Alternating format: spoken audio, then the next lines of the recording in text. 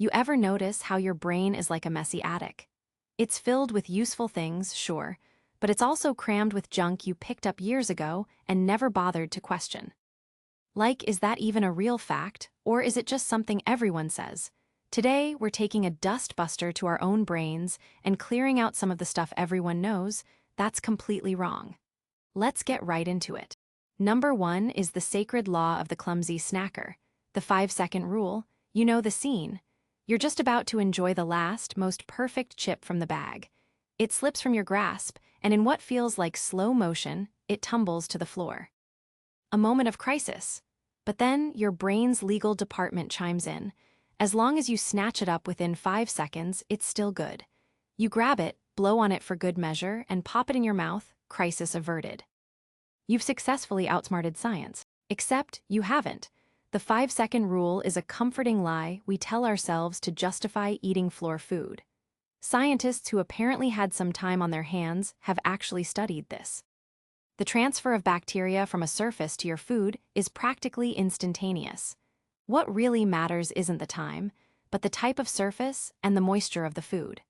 A wet piece of fruit on a tiled kitchen floor will pick up an army of germs in less than a second. A dry cracker on a clean carpet? It might pick up less, but the transfer is still immediate. The 5-second timer is completely arbitrary. It's not a law of physics. It's a psychological loophole your brain invented, so you wouldn't have to mourn the loss of a perfectly good cookie. Number 2 is about that classic insult. You have the memory of a goldfish. The common wisdom is that these little fish have a memory span of about 3 seconds. You can see it now. The fish swims to one side of the bowl, forgets its entire life story, and then is amazed to discover the other side of the bowl all over again. It's a tragic, yet adorable, cycle of endless discovery in a tiny glass prison. It's also completely, utterly false. Researchers have found that goldfish have surprisingly robust memories. They can be trained to respond to specific sounds or light cues to get food, and they can remember these associations for months, if not longer. They can recognize their owners, learn to navigate mazes, and even remember how to play tiny fish soccer. Yes, that's a real thing. So, while you're standing in front of your open refrigerator with absolutely no memory of what you were looking for, your pet goldfish is probably across the room, quietly judging you, and still holding a grudge from that one time you were 12 hours late with its dinner back in 2019. Their memory isn't the problem. Our assumption that they're a swimming reset button is. At number 3, we have the Horns of Dishonor. Close your eyes and picture a Viking. What do you see? A big, burly guy with a magnificent beard, a giant axe, and of course, a helmet with 2 formidable horns sticking out the sides. It's an image so iconic it's used in everything from cartoons to sports team logos. It's the single most recognizable piece of Viking headwear in history, and it never, ever existed. There is zero archaeological or historical evidence that Vikings ever wore horned helmets into battle. So where did this legendary look come from? Not from the battlefields of Scandinavia, but from the stage of a 19th-century German opera. In the 1870s, costume designer Karl Emil Doppler created the horned helmets for a performance of Richard Wagner's epic opera cycle, Der Ring des Nibelungen, to make the Nordic characters look more dramatic and ferocious for the audience. The image was so striking that it just stuck. Painters and illustrators ran with it, and within a few decades, the opera costume had become historical fact in the popular imagination. In reality, wearing horns on your helmet would be a terrible combat strategy. It just gives your enemy a convenient handle to grab and wrench your head off. So, for the last 150 years, one of history's most feared warrior cultures has been the victim of flamboyant theatrical fashion. Number 4 is about a diagram that has haunted school science fairs for decades. You know the one I'm talking about. Your tongue is a liar. It's that map of the tongue, neatly color-coded, showing that you taste sweet things at the tip, salty things on the front sides, sour on the back sides, and bitter way at the back. It presents the tongue as a highly organized little continent of flavor zones. The only problem is, the map is completely wrong, and your tongue is a chaotic free-for-all.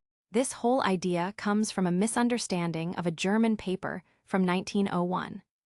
A Harvard psychologist, mistranslated the original research, which only suggested that certain areas were slightly more sensitive to certain tastes, not that they were exclusively responsible for them. The truth is, you have taste buds all over your tongue, and pretty much all of them can detect all 5 major tastes: sweet, sour, salty, bitter, and umami. The idea of specific zones is like saying only this key on your keyboard can type the letters. In reality, every key can type every letter. Some might just feel a tiny bit different. Yet, that flawed, color-coded map was so simple and visually appealing that it ended up in textbooks for the better part of a century, teaching generations of kids a fact that they could disprove themselves with a single potato chip. Coming in at number 5 is the classic phrase, blind as a bat. We use it to describe someone who can't see a thing, stumbling around in the dark. It's based on the universal knowledge that bats, unable to see with their eyes, developed the superpower of echolocation to navigate the world. They screech into the void and listen for the echoes to build a mental picture of their surroundings, which is all true except for the blind part. Bats aren't blind, not even a little bit. In fact, all bat species have eyes and can see perfectly well. For many species that are active in the daytime or twilight, their vision is actually quite good and essential for spotting predators and navigating over long distances. Echolocation isn't a replacement for sight. It's an extra tool, a biological sonar system that they switch on for high-speed maneuvering and hunting in absolute darkness, where eyes become useless. Think of it less as a blind person's cane and more like a fighter jet's advanced radar system. It works in tandem with their normal senses. So the phrase, blind as a bat, is completely inaccurate. It's like saying someone wearing headphones can't hear, when in reality, they're just enjoying an extra audio channel you don't have access to. Number 6 is a classic movie trope and schoolyard legend, the penny of mass destruction. The story goes that if you were to drop a single penny from the top of a very tall skyscraper, like the Empire State Building, it would accelerate to such an incredible speed that by the time it reached the sidewalk, it would have enough force to be lethal to an unsuspecting pedestrian below. It's a terrifying thought, a tiny piece of currency becoming a deadly projectile. It's also pure physics fiction. While it's true that gravity will accelerate a falling object, it's not the only force at play. There's also air resistance, or drag. A penny is not very aerodynamic. It's light, flat, and tends to flutter as it falls.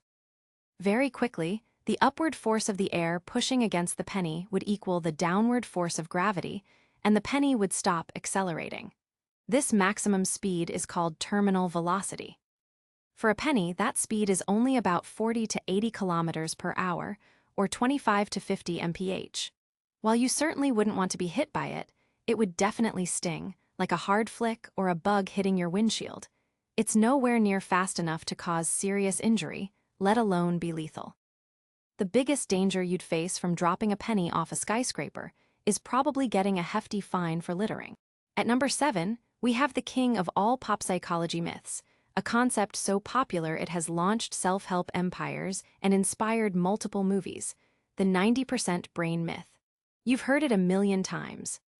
Humans only use 10% of their brain's potential.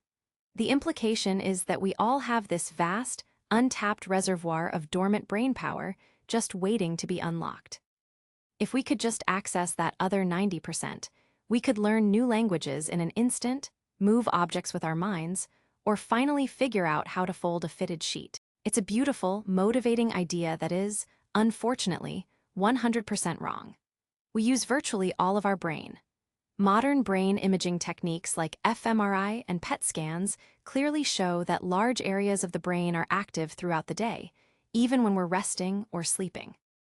You might not be using every single neuron at the exact same instant, but over the course of a 24-hour period, you give your entire brain a workout.